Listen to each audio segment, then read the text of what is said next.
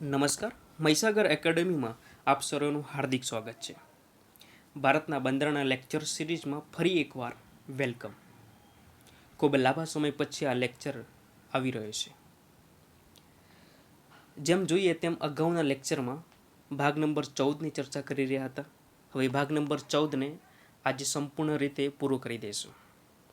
એટલે કે આજના વિડીયો લેક્ચરમાં ભાગ નંબર 14 સંપૂર્ણ પૂરો થઈ જશે.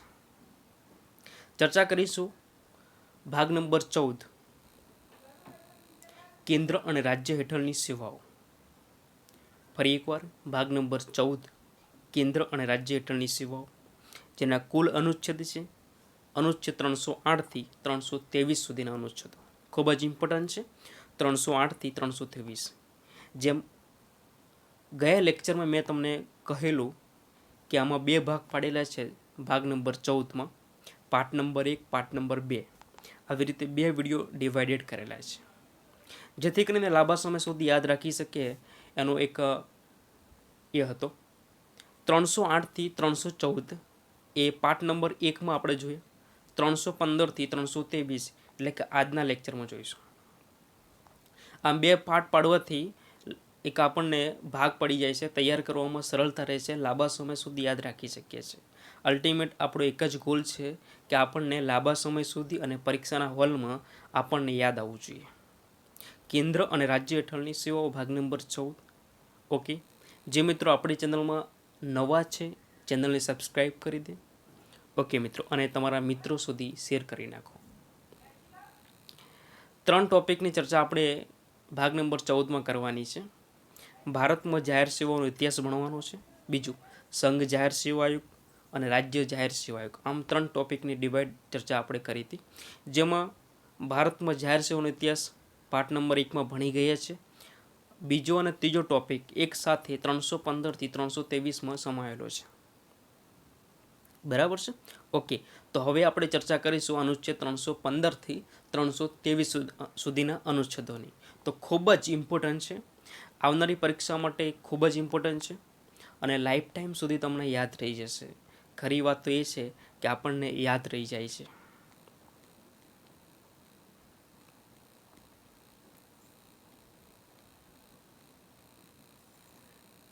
યસ, હવે ચર્ચા કરીશું 315 થી 323 સુધી સ્ટેપ બાય સ્ટેપ. બરાબર ધ્યાન આપજો, તમને યાદ રહી જશે 100%, મારી ગેરંટી છે.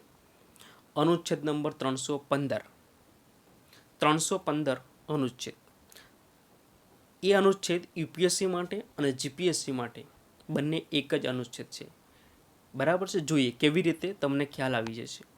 અનુચ્છેદ 315માં જણાવવામાં આવ્યું છે કે સંઘ માટે, એટલે કે કેન્દ્ર સરકાર માટે, એવું સંઘ છે, આપણું જે સંઘ છે, બરાબર, જેની ચર્ચા મેં ભાગ નંબર 1માં કરેલી છે.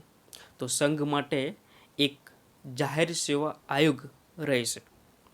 ફરી એકવાર, સંઘ માટે એક જાહેર સેવા આયોગ રહેશે કે જે હાલમાં યુપીએસસી તરીકે ઓળખવામાં આવે છે. UPSC, union public service commission. બીજું, રાજ્ય માટે એક જાહેર સેવા આયોગ રહેશે. એટલે કે સંઘમાં શું આવેલું છે? રાજ્યો આવેલા છે. તો દરેક રાજ્ય માટે એક જાહેર સેવા આયોગ રહેશે. તો એમાં આપણે ગુજરાતમાં જોવા જઈએ તો જીપીએસસી છે, ગુજરાત પબ્લિક સર્વિસ કમિશન. બરાબર છે. ઓકે, તો હવે આપણે દરેક અનુચ્છેદમાં 315થી માંડીને 323 સુધીના અનુચ્છેદો છે, જેમાં આપણે જીપીએસસી અને યુપીએસસી આવી રીતે માનીને ચાલીશું. જીપીએસસી એટલે તમારે સમજી લેવાનું કે દરેક રાજ્યો માટે અલગ અલગ જાહેર સેવા આયોગ. બરાબર છે, એટલે આપણે કન્ફ્યુઝન ના થઈએ એટલા માટે. ઓકે, તો 315માં જીપીએસસી અને યુપીએસસીની રચના છે. 315. ઓકે, એક નોંધ છે, ઇમ્પોર્ટન્ટ છે, અપવાદ કહી શકાય તો પણ ચાલે.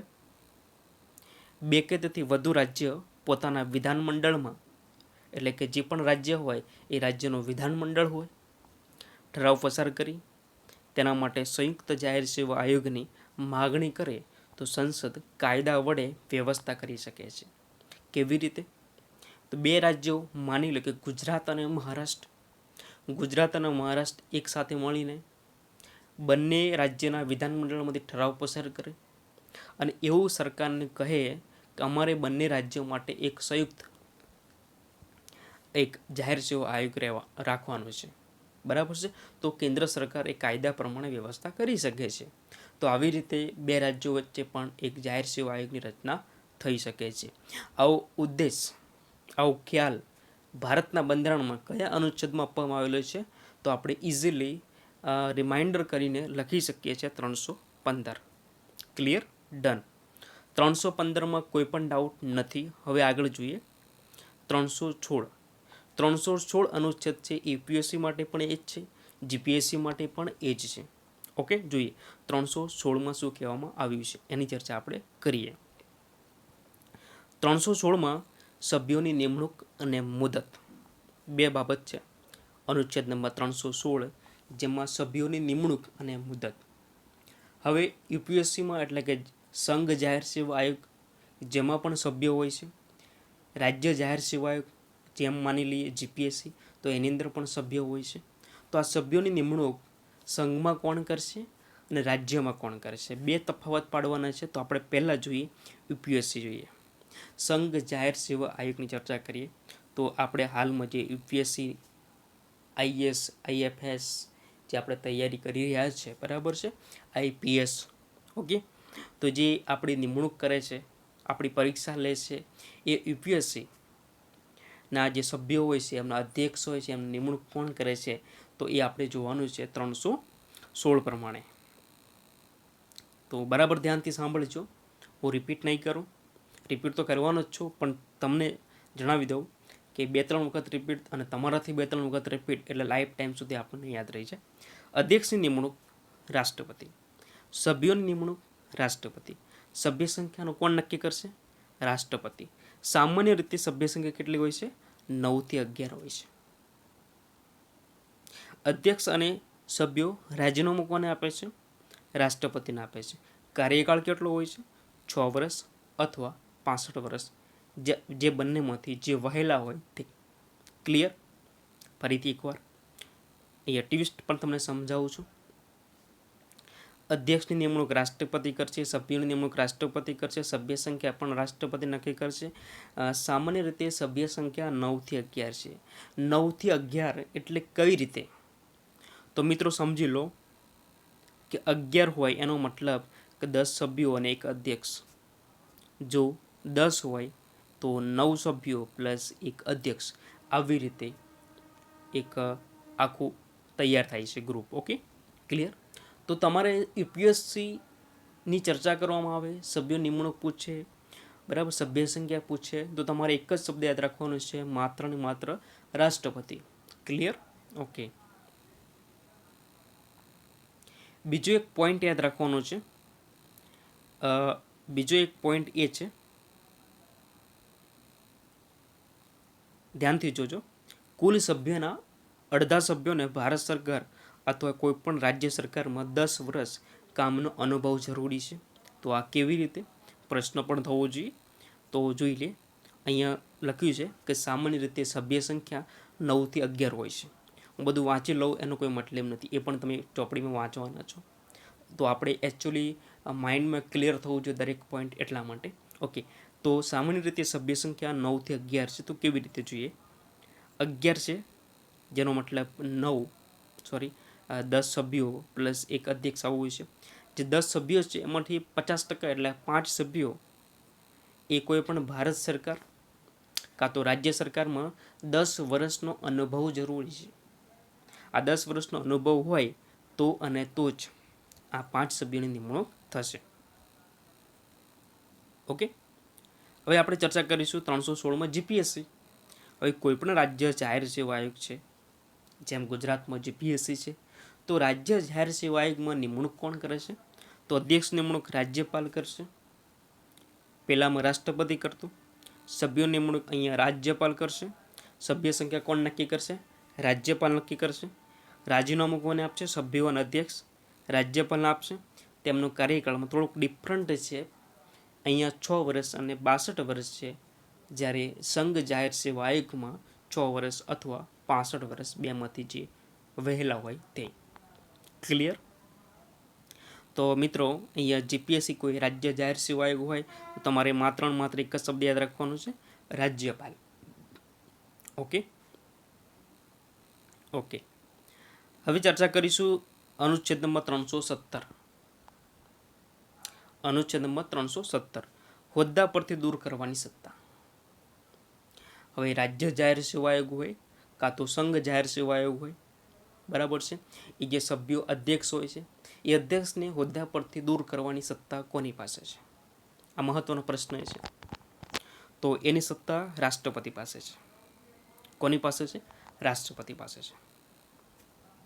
એ જાહેર સેવા રાજ્ય જાહેર સેવા આયોગ હોય અને યુપીએસસી હોય, જીપીએસસી હોય કે યુપીએસસી હોય, બંને માટે હોદ્દા પર દૂર કરવાની સત્તા કોની પાસે છે? રાષ્ટ્રપતિ પાસે છે. કયા અનુચ્છેદ મુજબ? 317 મુજબ. તો હોદ્દા પર દૂર કરવાની સત્તા રાષ્ટ્રપતિ પાસે છે, યાદ રાખજો. રાષ્ટ્રપતિની તપાસ સુપ્રીમ કોર્ટમાં આપી શકે છે. કોઈ પણ વ્યક્તિને હોદ્દા પર દૂર કરવો છે તો એની તપાસ સુપ્રીમ કોર્ટમાં આપી શકે છે અને સુપ્રીમ કોર્ટ અનુચ્છેદ 145 મુજબ તેના ઉપર કાર્યવાહી કરશે અને એ પણ જે પણ નિર્ણય આવે એ રાષ્ટ્રપતિ માનવા માટે બંધાયેલા છે. ક્લિયર? ઓકે. તો ઘણી વખત આપણે એક પોઈન્ટ યાદ રાખી લઈએ કે હોદ્દો ખાલી થવાના સંજોગો કેવા કેવા હોય છે. તો કાર્યકાળ પૂર્ણ થાય તો હોદ્દો ખાલી થઈ જાય, રાજીનામું આપે તો હોદ્દો ખાલી થઈ જાય, અસ્થિર મગજનો જાહેર થાય તો પણ ખાલી થઈ જાય, નાદર જાહેર થાય તો પણ ખાલી થઈ જાય, પોતાના કર્તવ્યોનું પાલન ન કરે તો પણ થઈ જાય. પણ હોદ્દા પરથી દૂર કરવાની જો સત્તા હોય તો માત્ર રાષ્ટ્રપતિ પાસે છે. અનુચ્છેદ નંબર 318ની ચર્ચા કરીશું. હવે આયોગના સભ્યોની સ્ટાફની સેવાની શરતો સંબંધી વિનિમય કરવાની સત્તા છે. જે પણ આયોગના સભ્યો છે, બરાબર છે, એમનો જે સ્ટાફ છે ટોટલી એની જે શરતો છે સંબંધી વિનિમય કરવાની જે સત્તા છે એ અનુચ્છેદ 318માં જણાવવામાં આવેલી છે. ઓકે. આપણે અહીંયા એટલું યાદ રાખીશું, આયોગના સભ્યોની અને સ્ટાફની સેવાની શરતો 318 મુજબ. ઓકે. 319 અનુચ્છેદ નંબર 319, 315, 16, 17, 18 ને 19 ક્રમશઃ આપણે જોઈ રહ્યા છે. ઓકે. 319 જાહેર સેવા આયોગના સભ્યો નિવૃત્તિ પછી હોદ્દાઓ ધરાવવા પર પ્રતિબંધ છે. અધ્યક્ષ અને સભ્યોનો કાર્યકાળ પૂર્ણ થાય, જો જીપીએસસી હોય તો 6 વર્ષ અથવા 62 વર્ષ કાર્યકાળ પૂર્ણ થઈ જાય પછી ફરી કોઈ વખત એ આયોગમાં જોડાઈ શકતા નથી, એટલે અથવા નિમણૂક પામી શકતા નથી. અધ્યક્ષ અને સભ્યોનો કાર્યકાળ પૂર્ણ થાય પછી તેઓની પુનઃ નિમણૂક થઈ શકતી નથી. એટલે ફરીવાર ક્યારેય એને સભ્ય બનાવવામાં આવતું નથી, ક્યારેય ફરીવાર અધ્યક્ષ બનાવવામાં આવતા નથી. તો આ બાબત ખાસ ઇમ્પોર્ટન્ટ છે, યાદ રાખજો. 320 જાહેર સેવા આયોગના કાર્યો વિશે ચર્ચા કરવામાં આવી છે. તો અખિલ ભારતીય સેવાઓ છે, કેન્દ્રીય સેવા માટે ભરતી પરીક્ષાનું આયોજન કરવું છે. તમે જોઈ રહ્યા છો કે યુપીએસસી કોઈ પણ સમયે એ ભરતી પરીક્ષાનું આયોજન કરતી હોય છે. તો જાહેર સેવા આયોગના જે કાર્યો છે, ભરતી પદ્ધતિ છે, જાહેર સેવા નિમણૂક છે, બદલી બઢતી અનામત છે, એ શું કરશે? કેન્દ્ર સરકાર રાજ્ય સરકારને ભલામણ કરશે. એ પ્રમાણેની જે સિસ્ટમ હોય છે, સિસ્ટમ કામ ત્યાં કરતી હોય છે. તો જાહેર સેવા આયોગના કાર્યો વિશેની જે ચર્ચા છે એ બંધારણના અનુચ્છેદ 320માં જણાવવામાં આવેલી છે. 320માં આગળ વધીએ તેમજ સંઘ જાહેર સેવા આયોગ, રાજ્ય જાહેર સેવા આયોગ દીવાની ન્યાયાલયની શક્તિ પ્રાપ્ત છે. ખૂબ મોસ્ટ ઇમ્પોર્ટન્ટ છે. તે કોઈ પણ નાગરિકને સમન્સ પાઠવી શકે છે. મને ખ્યાલ નથી, લગભગ આ પ્રશ્ન ક્યારેક પૂછાઈ ગયેલો લાગે છે મને. તો કોઈ પણ નાગરિકને સમન્સ પાઠવી શકે છે? તો જવાબમાં હા આવશે. કયા અનુચ્છેદ મુજબ એ સમન્સ પાઠવી શકે છે અથવા દીવાની ન્યાયાલયની શક્તિ પ્રાપ્ત થાય છે? તો ખૂબ જ ઇમ્પોર્ટન્ટ પ્રશ્ન એ બની જાય છે આપણા માટે. તો જવાબ છે 320. અનુચ્છેદ નંબર 320 બરાબર મગજમાં એડ કરી દેજો, કારણ કે મને એવું લાગે છે કે આવનારી કોઈ પણ પરીક્ષામાં કદાચ નીચેના કયા વિધાનો સાચા છે આવી રીતે પ્રશ્ન પૂછાઈ શકે છે. ક્લિયર? ઓકે. ઈસરો અને ડીઆરડીઓની પરીક્ષા કોણ લે છે? જીપીએસસી યુપીએસસી લેશે કે ના? એ લોકો લેતા નથી. તેમની આયોગ દ્વારા થતી નથી. કેન્દ્ર સરકારની પણ કોઈ પણ પરીક્ષા હોય, ગ્રુપ સી, ગ્રુપ ડી, એ પણ પરીક્ષા યુપીએસસી લેતા નથી. બરાબર છે? તો આ બાબતો તમારે ધ્યાનમાં રાખવા જેવી છે. 321 શું કહેવામાં આવ્યું છે? 20માં એ કહેવામાં આવ્યું છે કે કોઈ પણ નાગરિકને સમન્સ પાઠવી શકે છે. ન્યાયાલય દીવાની ન્યાયાલયની શક્તિ પ્રાપ્ત થયેલી છે. ઈસરો DRDOની પરીક્ષા લઈ શકતા નથી. બીજું, ગ્રુપ સી ગ્રુપ ડીની પરીક્ષા પણ લેતા નથી. આ બાબત છે એ 320માં છે. 321માં જોઈએ તો જાહેર સેવા આયોગના કાર્ય વિસ્તારવાની સત્તા છે એ હંમેશા કાયદા મુજબ થઈ છે. જો સંઘ જાહેર સેવા આયોગ હોય તો સંસદ પાસે સત્તા છે, અને કોઈ રાજ્ય જાહેર સેવા આયોગ છે તો કોઈ વિધાનમંડળ પાસે છે. ક્લિયર? અનુચ્છેદ નંબર 322ની ચર્ચા કરીશું હવે આગળ. તો 322માં જાહેર સેવા આયોગનો ખર્ચ છે, કેટલો ખર્ચ થાય છે એની વાત કરવામાં આવી છે. બીજું, 323માં જાહેર સેવા આયોગના રિપોર્ટની વાત કરવામાં આવી છે. દર વર્ષે આનો રિપોર્ટ તૈયાર થતો હોય છે. જો રાજ્ય જાહેર સેવા આયોગ હોય તો રાજ્યપાલને એ રિપોર્ટ આપશે, અને સંઘ જાહેર સેવા આયોગ હોય છે એનો એ રિપોર્ટ છે એ રાષ્ટ્રપતિને આપશે દર વર્ષે. ઓકે, તો 323નો અનુચ્છેદ અહીંયા પૂરો થઈ ગયો. તો ફરી એક વખત આપણે રિમાઇન્ડ કરી નાખીએ ફટાફટ, એટલે આપણું ક્લિયર થઈ જાય. તો થોડુંક આપણે પાછળથી રિમાઇન્ડ કરીએ. 323 જાહેર સેવા આયોગના રિપોર્ટ, 322 જાહેર સેવા આયોગનો ખર્ચ, 321 જાહેર સેવા આયોગના કાર્ય વિસ્તારવાની સત્તા, 320 જાહેર સેવા આયોગના કાર્યો, બરાબર. 320માં આપણે જોયું દીવાની સત્તા છે 320માં એ, બરાબર. 319 નિવૃત્તિ પછી હોદ્દા ઉપર પ્રતિબંધ છે, ખૂબ સારી વાત કહેવાય. 318 આયોગના સભ્યો અને સ્ટાફની શરતો છે. 317 હોદ્દા પરથી દૂર કરવાની સત્તા છે. 316 સભ્યોની નિમણૂક અને મુદત છે. 316 બરાબર છે. 316 એ પણ સભ્યોની નિમણૂક અને મુદત. 315 સંઘ માટે એક જાહેર સેવા આયોગ, UPSC રાજ્ય માટે એક જાહેર સેવા આયોગ, GPSC. ક્લિયર? તો 315 થી 323 ફરી એક વખત રિવિઝન કરવું હોય, 315 સંઘ માટે એક જાહેર સેવા આયોગ, UPSC રાજ્ય માટે એક જાહેર સેવા આયોગ, GPSC. 316 સભ્યોની નિમણૂક અને મુદત. 317 છે હોદ્દા પરથી દૂર કરવાની સત્તા છે. 318 છે એ આયોગના સભ્યોની અને સ્ટાફની સેવાની શરતો છે. 319 જાહેર સેવા આયોગના સભ્યો નિવૃત્તિ પછી હોદ્દાઓ પર ધરાવવા પર પ્રતિબંધ છે. 319 પતી ગયો. 320 જાહેર સેવા આયોગના કાર્યો છે, ભરતી આયોજન છે, બદલી છે, બરાબર છે. બીજું કે એ ન્યાયાલયની શક્તિ પ્રાપ્ત થયેલી છે દીવાની. ઓકે, સમન્સ પાઠવી શકે છે કોઈ પણ નાગરિકને. 321 જાહેર સેવા આયોગના કાર્ય વિસ્તારોની સત્તા છે, કાયદા મુજબ છે. ઓકે, 322 જાહેર સેવા આયોગના ખર્ચ, 323 જાહેર સેવા આયોગનો રિપોર્ટ છે. Okay, clear. ઓકે, તો મહત્વની ચર્ચા આપણે અહીંયા કરી દીધી છે. ઓકે, તો અહીંયા આપણે ભાગ નંબર 14ને સંપૂર્ણ પૂરો કરીએ છીએ. હું આશા રાખીશ કે તમને આ ભાગ બહુ સરળ રીતે સમજાયો હશે, અને લાંબા સમય સુધી તમે યાદ રાખી શકશો. તમારી પરીક્ષામાં તમારી સફળતા તમને હંમેશા માટે સફળતા અપાવે. બરાબર છે. Wish you all the best. તો હવે નવા લેક્ચરમાં મળીશું, ત્યાં સુધી હું રજા લઉં છું. જય હિન્દ, જય ભારત.